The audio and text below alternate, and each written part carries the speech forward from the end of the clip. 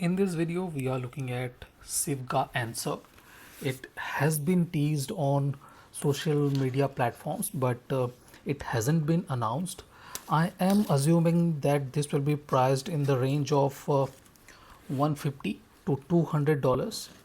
I do not think it will breach the $200 price range, given that this is most probably a mid-ranger. We will see. The provided cable will confirm its stature in the Sivga lineup. I am assuming it will not come with a balanced cable, just like the Sivga mid-range headphones that do not have a balanced cable. We will see, definitely. So Sivga ANSER answer. So Sivga has moved into the cardboard boxes. Sivga Anser, you guys can see, looks nice. Now what I really like about this one is it looks nice, it looks very good.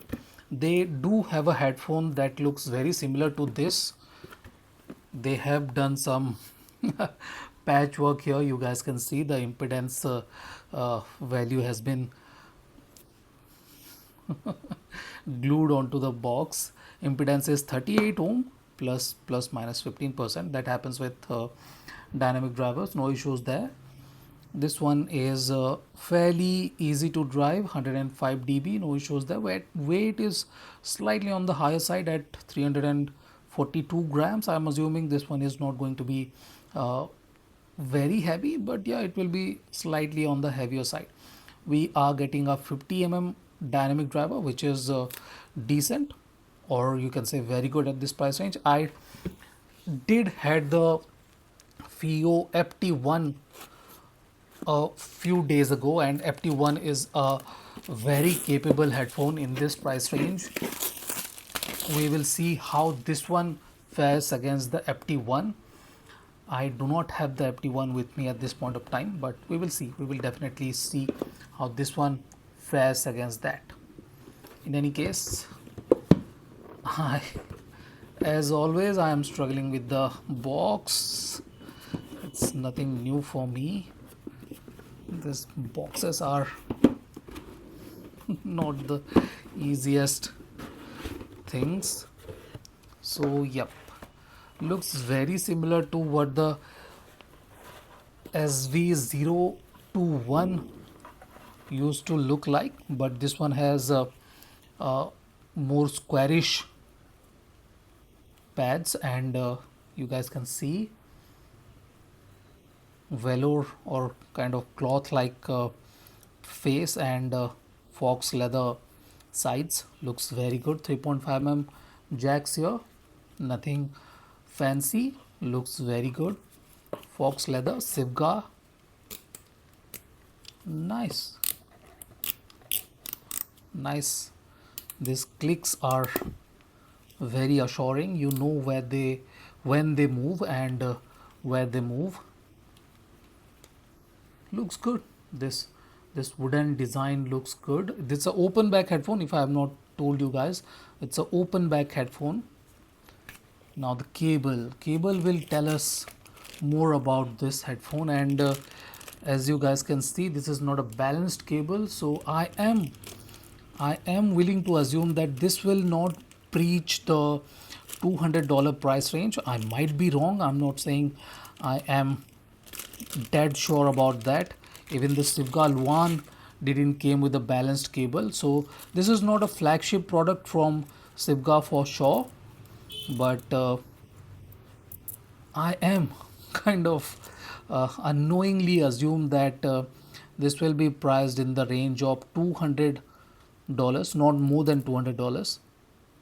Given that there is nothing fancy, they have different band mechanism for their premium products, but if you look into these things, it looks decently premium, not like a cheap headphone or anything like that. Metal, this is metal, and hinges are very sturdy. We are getting nice movements here too. So this is a very good looking and going to be a very comfortable headphone too. So there is nothing in the carry pouch. This is just a full size carry pouch. Looks nice, looks nice. Am I going to use it? Maybe. I'll keep it aside. Let's have a look at the cable. This is a fairly long cable, 1.5 meter. We are getting 3.5 mm termination here. Good looking 3.5 mm termination into the headphone, and single ended termination at the headphone too. Nothing fancy, as I said, there is nothing fancy here. This is the quarter mm adapter. So this is it. This is the unboxing of Sivga Audio Answer. I'll include the initial impression in this video. So this is it, guys. Thank you for watching. I have to admit that the new Sivga Answer looks fantastic.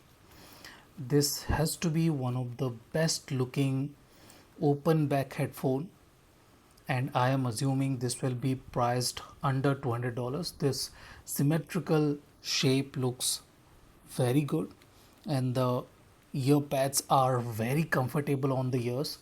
Headband is fairly comfortable. Yes, there is a metal bone inside it, but it still is very comfortable on the ears. Very supple and soft pads, and this grills looks nice. They have been using this kind of grills on their open back headphones, and this not only looks good, it sounds fantastic too. If we talk about the cable, this is a decent looking cable.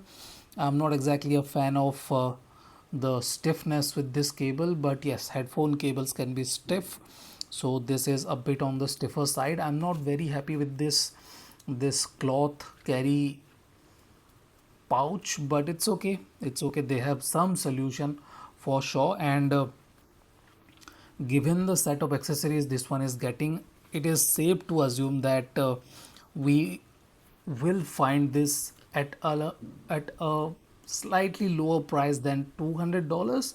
I'm not exactly sure, but I believe it should be priced under 200, maybe max 220, but going beyond that does not make a lot of sense. In any case, let's talk about the sound quality. I did give it a brief listen, and in my opinion, it does not need a lot of power. It sounds very good, and I was able to drive it nicely with the hip DAC 2, and even the smaller or one of the smallest DAC amp DD Hi-Fi TC35M2 can drive the Sivga Answer without a lot of issues. Okay, there are some issues. This one does not have a lot of resolution or definition, but it does sound very good with this one.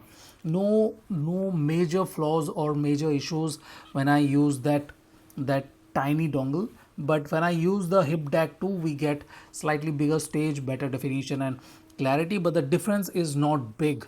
So thanks to it, it's impedance of just 38 ohm and 105 dB sensitivity. This one is fairly loud and reasonably easy to drive. Okay, there aren't a lot of issues when it comes to the source. If we start talking about the sound quality, this is mostly tuned like the Sivga SB021, okay, Sivga Robin to be precise. And while the Sivga Robin was very V-shaped, this one is not as V-shaped, and this one has a bigger, more open kind of stage. Okay, while the Sivga SV021 was not a bassy headphone, the bass was a bit more punchy and fuller. This one is tighter, mostly because of its open back design. It does not retain a lot of bass punch or bass rumble, and it sounds very well balanced when it comes to bass. But yes, no doubts about the fact that this one is a V-shaped headphone.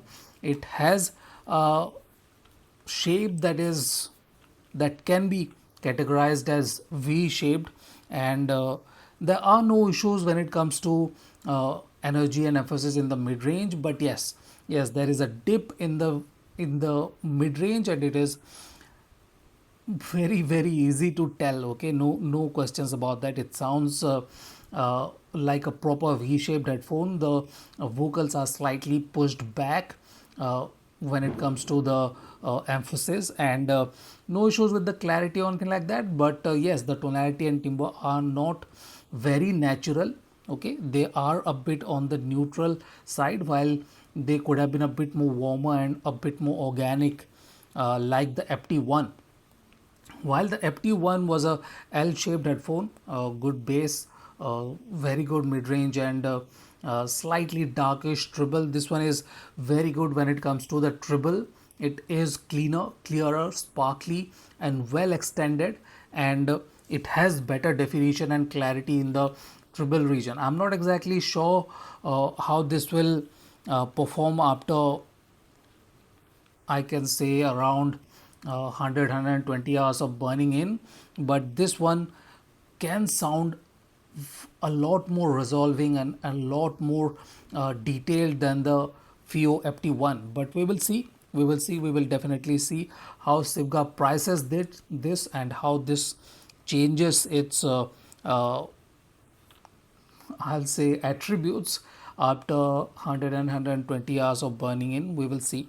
So this is it. This is my initial impression of the Sivga Anser, Anser Answer. We will see how this one turns out to be, and we will see what I will compare it with, because I'm not exactly aware of the pricing of this headphone either. So this is it. This is my initial impression of Sivga Answer. Thank you for watching, guys. Have a nice day. Enjoy.